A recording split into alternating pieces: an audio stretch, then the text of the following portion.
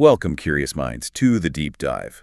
Today, we're plunging into a topic that underpins some of the most awe-inspiring and, let's be honest, sometimes terrifyingly complex engineering feats of our time. Absolutely. The scale can be mind-boggling. Right. So imagine you're tasked with building a sprawling, interconnected railway system. Right. You've got miles and miles of tracks snaking through diverse landscapes, intricate signaling guiding these massive high-speed trains. Powerful locomotives moving thousands of tons, yeah. And bustling stations handling millions of journeys every single day. It's this incredible symphony of cutting-edge tech and immense human effort. But here's the puzzle. Was the unseen, absolutely fundamental backbone ensuring every single bolt is secure. Every switch perfectly aligned, every journey as safe as humanly possible. How do you proactively identify and keep meticulous track of everything that could potentially go wrong? That's the million-dollar question, isn't it? It really is, from the smallest component failure right up to, the most catastrophic system meltdown. You have to anticipate it all. Exactly. So today, we're talking about the hazard log. It's a cornerstone of safety in these incredibly complex undertakings. It really is central. And it's not just some static checklist you tick off, right? It's dynamic. It's a living document that guides the entire safety journey of a project. From day one, yeah. Inception to operation. Okay, let's unpack this. Our mission for this deep dive is to explore the detailed structure of a hazard log, understand its intricate management processes, and really grasp its profound life-saving importance. We want to help you understand its absolutely essential role in preventing accidents and ensuring safety throughout a project's entire life cycle, from the initial drawing board designs. All the way through decades of daily operation. It's got to cover the whole lifespan. Decades, yeah. That's a long time to keep track. It is, and that's absolutely right. For any significant engineering endeavor, especially in a high-stakes environment like rail transport, safety isn't something you can just, bolt on as an afterthought once the system is built. Right, you can't just hope for the best. Exactly. It's something that must be meticulously designed into the system from the very beginning, proactively embedded in every decision, every component choice, every operational procedure. Designed in, not added on. Precisely. And the hazard log is the central piece of this proactive built-in safety approach. It truly is foundational. It serves as the constant pulse check of the project's safety health. So if we're talking about this foundational element, designed in from day one, what exactly is a hazard log in its most fundamental sense? How would you define it for someone, maybe an engineering student or someone early in their career who's just encountering this? Okay, well, at its core, a hazard log is formally defined as a document in which all safety management activities, all identified hazards, all critical decisions made, and all solutions adopted are meticulously recorded or referenced. Okay, that's quite formal. It is, but think of it like this. Okay. It's a project's comprehensive, ever-evolving safety diary. It's far from a static report you create once and then just file away. Right, not just show up. Definitely not. Instead, it's what we call a live document, meaning it's dynamic and constantly evolving. It continually reflects the project's progress, any new safety insights or, challenges that emerge along the way. And that dynamism must be critical because these big projects change all the time. Incredibly critical, yeah. Large-scale engineering projects are never static. They're constantly changing, adapting, and maturing. The hazard log has to keep pace. So in the railway world specifically, how important is it? In the very specific context of a railway project, the hazard log is widely considered the most important component of the entire safety management system, period. Wow, the most important. Yes. It acts as the central authoritative repository for everything related to safety. It ensures that every single potential danger, every safety assessment, and every countermeasure implemented to address those dangers is systematically tracked. Okay. To use an analogy that really helps visualize its function, imagine it like a detailed, comprehensive medical record for a massive, complex patient, the railway system itself. Okay, I like that. A medical record for the railway. Exactly. It meticulously tracks all potential ailments or diseases. Those are our hazards. It tracks the thorough diagnoses of those ailments, that's our hazard analysis, and all the prescribed treatments, those are our mitigations. Right. And it tracks this over the patient's entire lifespan, from conception as an idea right through decades of operation. It's truly how you ensure the continuous health and safety of such a critical piece of infrastructure. That's a powerful analogy. It really brings the live document idea to life. So, okay, it's this critical live document tracking everything that could go wrong on a massive, complex railway. My first thought, and probably a lot of listeners too, is, okay, one project, one hazard log. Seems logical, right? Yeah. But here's where it gets really interesting, and frankly, a lot more complex. It's rarely that simple. Almost never on big projects. Right. In projects of this immense scale and complexity, especially with loads of different organizations involved, the question of how many logs there should be, and crucially, who manages them, becomes a really fundamental decision. Needs making early on. Absolutely critical, yeah. An early stage decision. And it's not one size fits all. It depends heavily on the project's specific scope, its organizational structure, all the contracts between the different players. All those agreements matter. And that initial decision really shapes the whole safety framework for the project, doesn't it? It profoundly impacts it, yes. You're absolutely right to highlight that complexity. When we look at a typical large-scale railway project, you'll invariably find several distinct entities involved, each with a specific role, and almost always each with its own specific responsibilities concerning hazard logs. Okay, so who are these players? Let's break it down. Let's do that. First, we have the owner. This is the entity that will ultimately take possession of and operate the railway assets once everything's built. So the final end user, basically. Essentially, yes. Generally, the owner doesn't create the initial logs from scratch. Instead, they receive the comprehensive hazard logs from the project developer at that crucial point of handover or completion. Okay, so they inherit it. They inherit it, and from that moment forward, the owner assumes full responsibility for meticulously maintaining and continuously updating these logs throughout the entire operational lifespan of the railway system. They become the long-term stewards of all that safety information. Got it. Stewards for decades. Who's next? Next up is the developer. This entity is responsible for the overall system-level project development. Now, sometimes the owner might also be the developer, or the owner might appoint a specialized organization just to manage the high-level system stuff. For really huge multi-organizational projects, the developer is very often a consortium, a group of companies working together. Right, a joint venture type thing. Exactly. This developer or consortium is the one responsible for maintaining the overarching system or consortium hazard log. They also do all the system-level hazard analysis, holding the highest, most comprehensive view of risk across the entire project. So they see the big picture. They hold the big picture view, yes. That's where hazards like train collision are first identified and then sort of broken down. Okay, makes sense. Then you must have the specialists. Precisely. Then we delve into the subsystem designers. These are the specialized entities designing specific, distinct parts of the railway system. For instance, you might have an infrastructure designer handling tracks, bridges, tunnels, civil works. All physical stuff. Right. And then maybe an operating system designer focused purely on signaling or communications or the power supply. The techie bits. The techie bits, yeah. Each of these designers meticulously maintains their own subsystem-level hazard logs. These are highly specific, very granular, focused just on their particular scope of work. They really dive deep into the specific risks in their specialized area. Okay, so logs are getting more focused now. What about the builders? Good question. The main contractor, typically a large construction or engineering company, is primarily focused on the physical execution, building the thing. Right, boots on the ground. Exactly.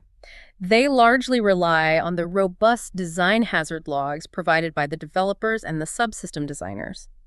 Now, a main contractor will certainly have their own internal health and safety logs for their site activities. That's different from the project design hazard logs we're discussing. Okay. Important distinction. Very. Their crucial role in the project design hazard log context comes during hazard verification and validation. They actively assist the developer in closing out hazards. How? By providing concrete, documented evidence that the design mitigations have been correctly and thoroughly implemented during construction, proving the safety feature was actually built as designed. Gotcha. But the developer is still ultimately responsible. Typically, yes. The ultimate responsibility for comprehensive hazard verification, validation, and final closure usually remains with the developer. The contractor assist. Okay. And then there are suppliers, right? People providing specific parts. Absolutely. Subcontractors and suppliers. These are specialized entities providing specific components, subsystems, maybe specialized construction techniques or technology. They're contractually expected to supply comprehensive details on the hazards and risks associated with their supplied stuff. Even standard parts, off-the-shelf items. Yes, even what we call commercial off-the-shelf or CO test items. If their product introduces new risks or significantly changes existing risk assessments, these details must be meticulously integrated into the relevant subsystem-level hazard log. So everyone feeds into the system. Their input is vital for a comprehensive bottom-up view of component-level risks, ensures no stone is left unturned. Okay, one more group. Operations. Yes, finally, the Operations and Maintenance O&M organization. This is the entity responsible for the day-to-day running and ongoing maintenance once the railway enters trial and then full revenue service. The people who actually run the trains day in, day out. Exactly. They develop their own dedicated O&M hazard log. They incorporate any hazards formally transferred from the developer, especially those related to operational procedures or long-term maintenance needs. So they have their own focus too. Right. While the developer contributes to the initial O&M hazards analysis, ensuring the system can be operated safely, the O&M organization's critical scope is to perform safe operation and maintenance, actively managing ongoing risks throughout the system's life. Okay, so that's a lot of different players. Potentially a lot of different logs. It is, and this raises that important question you touched on. With all these logs and responsibilities, how do they all effectively talk to each other? Who's ultimately in charge of making sure everything connects seamlessly and nothing falls through the cracks? Yeah, that's the key, isn't it? It is, and that's precisely where the detailed structure of the hazard log itself becomes incredibly important. Ah, okay. So the structure helps manage this complexity. That's a phenomenal breakdown of the organizational landscape. Really highlights why one simple log just wouldn't work for these massive projects. No chance. So you've got these different organizations, each with their piece of the safety puzzle, often their own logs. But what does that puzzle piece, the hazard log itself, actually look like when you open it up? What specific information does it hold? Right. Because a clear, structured, flexible log isn't just about having a list. It's crucial for supporting hazard analysis across the whole project lifecycle, making sure every potential danger is accounted for, tracked, managed. Absolutely. Let's get into the anatomy. When we talk about the anatomy of a hazard log, we're delving into the specific fields or data points that make it comprehensive, actionable, and traceable. Each field has a distinct purpose, building on the others. Okay, lay it out for us. Where do we start? We begin with identification and tracking. Every single hazard needs a hazard ID, a unique identifier. Like a serial number. Exactly. Something like HSYS0123 for a system-level hazard, or maybe SSA-SIG0123 for a subsystem hazard related to signaling. This unique ID is crucial for quick reference, avoiding confusion, ensuring traceability across all project documents. It's the unique DNA of that threat. Okay, unique ID. What else for tracking? Then there's the hazard source. This indicates precisely where or how the hazard was initially identified. Maybe it came out of a specific HAZard workshop that's a hazard identification workshop, like a systematic brainstorming session with experts. Right. Or it might come from applying a known standard like Modisafe, or perhaps input from a third-party supplier. Other techniques like FMEA, failure mode and effects analysis, or FTA, fault tree analysis, could also be the source. So you know where the idea came from. Exactly. And because it's a live document, we include dates, the date identified when it was first logged, and the date last updated, reflecting the most recent change. Vital for understanding progress and currency. Makes sense. What about who's responsible? That's next. Responsibility and context. We define the hazard owner organization, the specific entity ultimately responsible for managing this particular hazard. Could be the operator, a rolling stock supplier, whoever.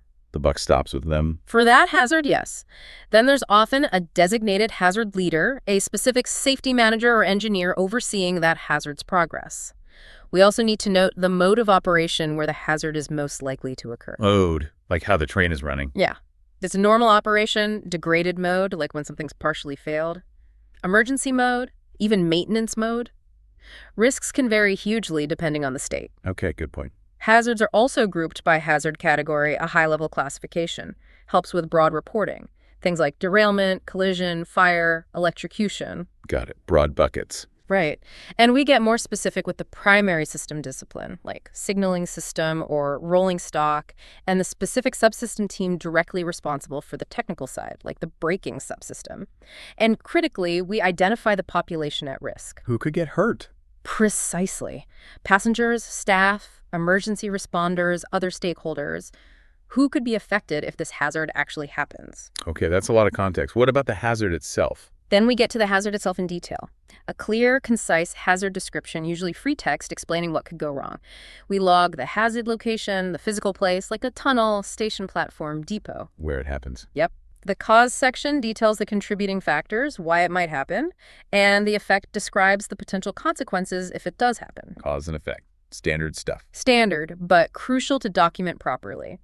And since complex projects involve many interfaces, we list who the hazard has an interface with other organizations or systems linked to its cause, effect, or mitigation. These interface ones are particularly tricky. I can imagine. Okay, so you've described the hazard. Then you assess the risk. Exactly. Next is the risk assessment, and we do it twice, initial and residual. We start by noting any existing mitigation controls already in place, things already designed in. Stuff you already have. Right. Then we assess the initial frequency, the likelihood using a defined risk matrix. Categories might be like incredible, remote, unlikely, occasional, frequent. How often might it happen? Yes. And the initial severity, the impact or consequence also uses a matrix. Maybe insignificant, marginal, critical, catastrophic. How bad could it be? Correct. Those two combine to give the initial risk, maybe intolerable, undesirable, tolerable, negligible. If that initial risk is too high, You need to do something. you identify additional mitigation controls, further measures to reduce the risk. After applying those, we reevaluate. Residual frequency, residual severity, residual risk. So you see how much better you made it. Precisely. It shows how effectively we've reduced the danger and what level of risk still remains. And it's critical to understand tolerable doesn't mean zero risk. It means we've driven the risk as low as reasonably practicable. All ARP. That requires solid justification. ALR. Okay, heard that term before. So you need proof you did enough. You need proof and justification. Then comes mitigation management. We detail the mitigation type, how we addressed it, elimination, reduction, procedure implementation. The mitigation status tracks its state. Defined, resolved, implemented, transferred. Is it done yet, basically? Essentially, yes. And crucially, mitigation evidence. Clear reference to documents proving it's in place and works. Design specs, drawings, test reports, manuals. The proof it's real. The proof. We also note who verified by the status and the risk control owner if they're different from the hazard owner. Lots of owners, potentially. Can be. Finally, linkages and closure fields tie it all together. We link to the specific safety function affected, like braking functionality, and the specific component involved, like signaling, interlocking. There's a safety requirement reference if the mitigation ties back to a specific Or requirement. anything that does. Exactly. The risk acceptance principle outlines how we decided the residual risk was okay, along with the ALARP argument, the detailed justification. The hazard status shows its overall state. Identified, resolved, closed, transferred, obsolete, deleted. And lastly, comments for internal notes, tracking progress issues. Wow, that is incredibly detailed for every single hazard. It has to be. What's fascinating is how each field builds on the last. It paints this complete, evolving picture of the hazard, its journey, its resolution or transfer. It really is a narrative of risk management. And narrative, I like that. So that's an astonishing level of detail. Yeah. It really makes sense why it's a live document, constantly being updated, verified, reassessed. Yeah. That's a lot of information, a lot of fields. And remember, it's alive, constantly changing as the project moves through design, construction, testing. How do you actually manage something like this effectively on a massive project? With multiple teams, maybe spread out geographically, potentially thousands of hazards. What are the practical tools? That's an excellent and very practical question. The choice of tool is absolutely critical. It directly dictates how efficiently and robustly you can manage this living safety document. There are primarily 3 common approaches, each with pros and cons, depending heavily on project scale and complexity. Okay, what are they? The first, maybe the most accessible for smaller jobs, is Microsoft Excel. Good old Excel. Yep. Its main pro is ease of use. If you know spreadsheets, you can use it. It's perfectly fine for smaller, simpler projects, maybe just 1 or 2 organizations involved, and where the number of hazards is relatively low, say up to 100, maybe 200. There's always a but with Excel for big things. There is. The cons become significant when you scale up, which is typical for rail projects. It lacks robust database control. It's relatively easy for errors, inconsistencies, accidental deletions to creep in. Yeah, I can see that. Formula errors, copy-paste mistakes. Exactly. And crucially, change management is largely manual. There's no built-in way to automatically save a full history of changes for each hazard entry. That's a major drawback for auditing and accountability. No audit trail. That's bad. Very bad. And traceability linking hazards to other documents, requirements, other hazards, it all depends on manual entry and super careful cross-referencing. It can quickly become a logistical nightmare as complexity and hazard numbers grow. Sounds risky in itself. It can be. I've seen projects try to push Excel too far, leading to massive headaches and potential safety blind spots. Okay, so Excel for small stuff, maybe. What's the next level up? Then we have more specialized, dedicated database management tools, specifically designed for complex requirements and safety management. Two prominent examples widely used are IBM Rational Doors and Comply Pro by ComplyServe. Doors and Comply Pro. Okay, what makes them better? These are powerful tools ideal for complex projects, multiple subsystems, numerous organizations, internal, external, and where the number of hazards can easily run into the hundreds, even thousands. We're talking 500 plus, maybe several thousand hazards. So built for complexity. Absolutely. Their pros directly address Excel's shortcomings. They offer very strong enterprise-level database control, often owned and maintained by the tool provider, ensuring top-notch data integrity and consistency. Better data control. What about changes? They excel at change management.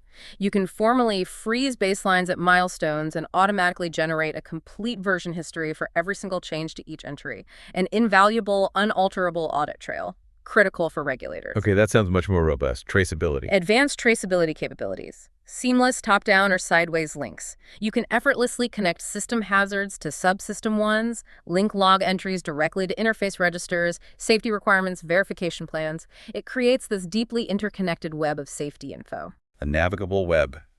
Nice. Sounds powerful. Are there downsides? There are. They require significant training, both upfront and ongoing, for everyone using them, especially Doors, which has a reputation for a steep learning curve. Ah, the training hurdle. Yes. And there's cost. They typically require user licenses, which can be a considerable investment for large teams across multiple organizations. So more powerful, but requires investment in training and licensing. Exactly. The decision to Excel, Doors, Comply Pro, maybe something else rests with the project owner or developer. Yeah. They have to weigh complexity, scale, capabilities, cost, training. Makes sense. It's a strategic choice. It is. And regardless of the tool, one golden rule. Each hazard gets a unique database entry. Never combine, merge, or split hazards arbitrarily. Data integrity is paramount. Right. Don't mess with the unique IDs. Okay, that's a really important distinction on tools. And the warning about not combining hazards sounds like a trap people could fall into. Easily done if you're not careful, especially under pressure. So you've got these various logs, different teams, suppliers, potentially some in Excel, others in these sophisticated databases. How do they all connect? Yeah. How does that single system-level hazard, like the train collision example, get broken down into its parts handled by different teams and their logs? This sounds less like a simple handoff and more like a master puzzle where every piece has to fit perfectly and constantly communicate. It truly is a master puzzle. And establishing that clear hierarchy and seamless interconnection is fundamental to effective, holistic safety management. The concept here is often called system-level hazard log feeding or cascading. Cascading, okay. Essentially, all these individual logs need to be dynamically linked, both across disciplines, what we call interfaces, and across system and subsystem levels, that hierarchy we talked about. So linking sideways and downwards. Precisely. The system hazard log sits at the top. Yeah. Master register. Its main role is to determine which hazards, identified at that highest level, belong to which specific subsystem or subsystems. It delegates. It delegates, exactly. Take your train collision example. System level, it's one catastrophic hazard. Right. But it has multiple potential causes at lower levels. Like the signaling failure or brake failure. Exactly. Failure of signaling, that's a specific hazard belonging to the signaling subsystem. Failure of the braking system, that belongs to rolling stock. The system log essentially feeds these lower-level causal hazards to the right subsystem teams, ensures nothing is missed, responsibility is clear. Okay, so the top log pushes work down. It does. And a crucial point. A system-level hazard analysis is only considered complete and closed out when all its associated subsystem-level analyses are concluded and their mitigations verified and validated. Can't close the big one until all the little ones feeding into it are done. You simply cannot. You haven't managed the top-level risk until all contributing factors are demonstrably resolved. Makes sense. What about those interface hazards you mentioned being tricky? Yes, interface hazards. These are particularly complex because they require analysis, ownership, and mitigation by more than one subsystem or organization. Okay, crossing boundaries. Exactly. Like a hazard at the interface between train doors and platform screen doors. That might involve rolling stock, station infrastructure, maybe even signaling teams. Multiple cooks in the kitchen. Potentially, yes. When one organization identifies an interface hazard, they don't just transfer it away and wash their hands of it. No, they clearly indicate the interfacing party's responsibilities within their own log. And crucially, the interface hazard is simultaneously recorded in the logs of all relevant parties. So everyone involved knows about it and their role. Everyone knows. And these interface hazards must be meticulously traceable back to the project's overall interface register and specific interface control documents, ICDs.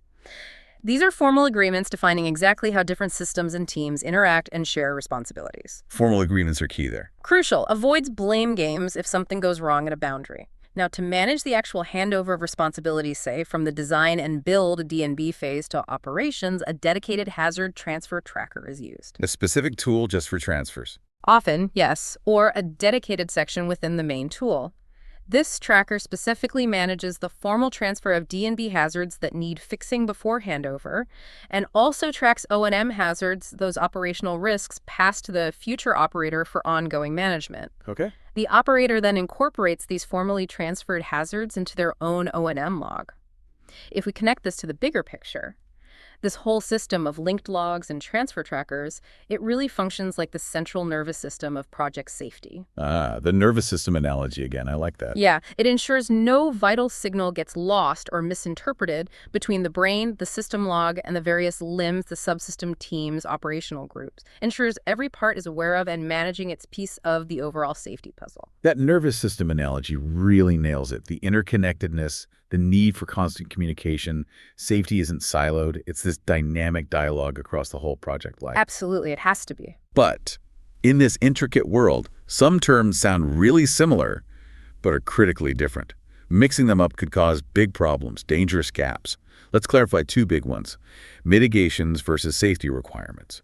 People sometimes use them interchangeably. They do, and it's a common point of confusion, even for experienced folks. Let's tackle mitigations versus safety requirements first. They represent different facets of safety assurance. Okay, what's the core difference? Safety requirements are essentially the minimum safety measures the project, system, or component must achieve, legally, contractually, functionally. They often come from employer specs, stakeholder demands, or regulatory standards. Well, what? What must be achieved? Exactly. They're part of the overall requirements management process. A requirement itself, crucially, is not a mitigation measure. For example, a requirement might state, the train must stop safely within X distance from a signal at danger. That's the what. Okay, so what's a mitigation then? Mitigations are the independently identified, concrete control measures and specific actions applied to eliminate or reduce the risk from a particular hazard. They are the how. The how you achieve the what. Precisely. So while train must stop safely is the requirement, the actual means of adherence, like installing a redundant fail-safe braking system or implementing an automatic train protection system, those are the specific mitigation measures. They're the tangible actions you take to address a hazard and satisfy a requirement. Got it. Requirement, goal, mitigation, solution. That's a good way to put it. It's also worth noting, sometimes additional mitigations pop up later in design or construction. These are standalone measures, maybe not tied to a specific pre-existing requirement, but newly found to be necessary to get the risk down further. Okay, so new fixes can emerge. They can. Another related concept, safety-related application conditions, SRACs, not mitigations themselves, but specific operational conditions or restriction that the operator needs to implement for ongoing safety, like a speed restriction over a certain track section. Things the operator has to do. Exactly. They're identified in the hazard logs because they're critical for safe operation and must be understood by the operational teams. Okay, that distinction between requirements and mitigations is super clear now. What about the formal handover process? Management of hazard and mitigation responsibilities transfer. You mentioned the tracker, but how formal is this? It's a formal, project-wide process, absolutely critical for maintaining safety continuity and accountability. It ensures that when ownership of hazards, risks, or specific mitigation actions shifts, whether internally between project teams or externally to, say, the operator or a maintenance contractor, there is clear, transparent, legally defensible, documented evidence of that transfer. Documented evidence is key. No ambiguity. Zero ambiguity. The main purpose is to prevent any loss of critical safety info or the inadvertent acceptance of unmanaged risks during these handovers. That hazard transfer tracker or list is meticulously maintained to ensure clarity. What exactly does it track for each transfer? Okay, several key fields. The hazard origin and hazard destination organizations, plus their respective hazard IDs for traceability.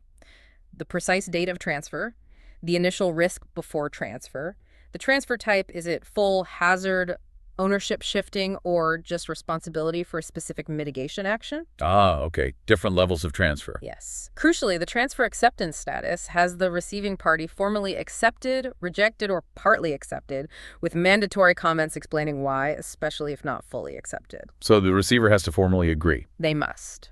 Also, a reference document supporting the transfer signed agreements, reports, and the residual risk after the destination organization applies its own controls and accepts responsibility, plus the overall hazard status as determined by the destination party. That's thorough.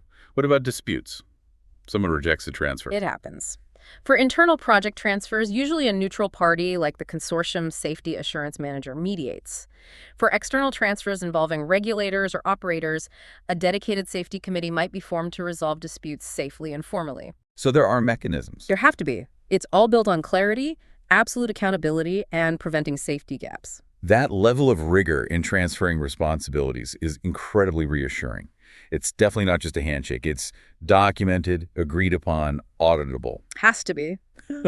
But of course, the goal isn't just identifying hazards and planning mitigations. It's proving those measures actually work in the real world.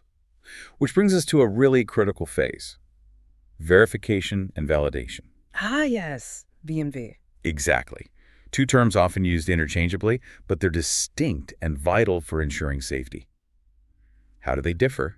And how are they applied in the context of these hazard logs? You've hit on a fundamental point, crucial for any engineer or safety pro. While often used together, verification and validation are distinct yet deeply complementary. Understanding the difference is key. Okay, let's start with verification. Verification asks, are we building the system right? It's the meticulous confirmation through examination, analysis, inspection, tests against objective evidence that the specified requirements for a particular stage have been fulfilled. Checking against the specs. Exactly. Designing a new signaling system. Verification checks if the detailed design drawings, the code, the hardware specs meet all the requirements laid out initially. Evidence includes design drawings, specs, requirements, verification documents, datasheets, test plans. It's ensuring what you designed or built matches the blueprint. Okay, building it right. What about validation then? Validation asks the equally critical question, are we building the right system? This is about confirming, again through rigorous examination and objective evidence, that the implemented system truly fulfills its intended use and meets the overall operational needs and safety goals. Does it actually do the job it's supposed to do in the real world? Precisely. Does the actual physical component or system perform as intended in its real environment? Most validation happens during later testing and commissioning, proving the whole system works. Like running test trains. Running test trains, exactly. But it can start earlier, like a test bench validation during a factory acceptance test, FAT, before a component even leaves the manufacturer. Evidence includes FAT reports, dynamic test reports, fire evacuation drills, final as-built drawings reflecting the exact implemented state. Okay, so verification built to spec. Validation does the job right. How does this link back to the hazard log entries? In the hazard log context, safety verification means the safety manager actively checks the validity of the mitigation evidence referenced in each entry. Are the test reports valid? Do the drawings show the mitigation? It also includes verifying traceability between the log entries and the underlying hazard analyses. Checking the evidence listed in the log is legit. Yes. The overarching goal is clear. By the end of design, demonstrate all design-related mitigations are implemented and verified. By the end of testing and commissioning, demonstrate all mitigations are either fully validated in the real world or properly formally transferred and accepted by the next owner. Right, everything proven or handed over properly. What if you can't fully validate something? Like you can't simulate a massive earthquake? That's a significant challenge on complex projects. Objective, real-world validation for every single hazard might not be practical or possible. You can't test for the 1,000-year flood easily. So what do you do? In those rare but critical cases, the hazard log must explicitly identify the hazard, openly acknowledge the validation challenge, and clearly specify the alternative, appropriate validation method chosen. This might involve extensive simulation, expert judgment backed by detailed analysis, maybe validated models. So you document the alternative approach. You must, and justify it rigorously. This raises that important question. Without rigorous verification and validation, without that concrete proof, even the best safety intentions, the most brilliant designs, they remain just intentions. It's the verifiable, validated proof that truly matters. That's a powerful point. Intentions aren't enough. You need the documented, undeniable proof. And it makes sense you need robust alternatives when full-scale tests are impossible. So, okay, you've got this incredibly detailed, live document, clear ownership, careful transfers, robust proof mitigations work. What's the ultimate payoff for all this meticulous effort? How do you use all this data to show the project is actually getting safer, risks are being reduced, you're in control? Which brings us to hazard log statistics. The payoff comes in the form of transparent, actionable hazard log statistics. These aren't just numbers for a report. They're a key subject in every safety progress meeting and paramount for all external assessments and audits. They're actively used then? Actively. They provide that clear, real-time snapshot of the project's evolving safety status, vital for assuring regulators, independent safety assessors, auditors that a robust process is followed, risks are managed, mitigation is controlled. It's how you tangibly demonstrate progress and build confidence. What kind of information do these statistics typically show? They capture several key things for a multidimensional view. For instance, the total number of hazards per discipline or subsystem, broken down by status internal interface transferred, gives a granular view of where risks lie. Okay, what else? We rigorously track the number of undesirable or intolerable residual hazards, the higher risk items needing special focus. For these, you must present their detailed ALARP arguments, the justification for accepting these risks, and proof you've done everything reasonably practicable. Justifying the tough ones. Exactly. Statistics also show the number of obsolete and deleted hazards, not just reducing the count, but showing proactive cleanup risks eliminated or no longer relevant. Cleaning up the list. Right. And the status of all mitigations is critical. How many are defined, implemented, verified, validated? And crucially, if any hazards were not successfully verified or validated, the stats must capture this, why, and the plan to fix it.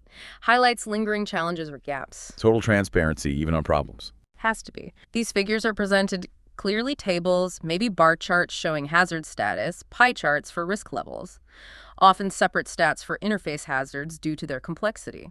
Makes sense. So what's the ultimate end goal for a hazard in the log? When is it truly done?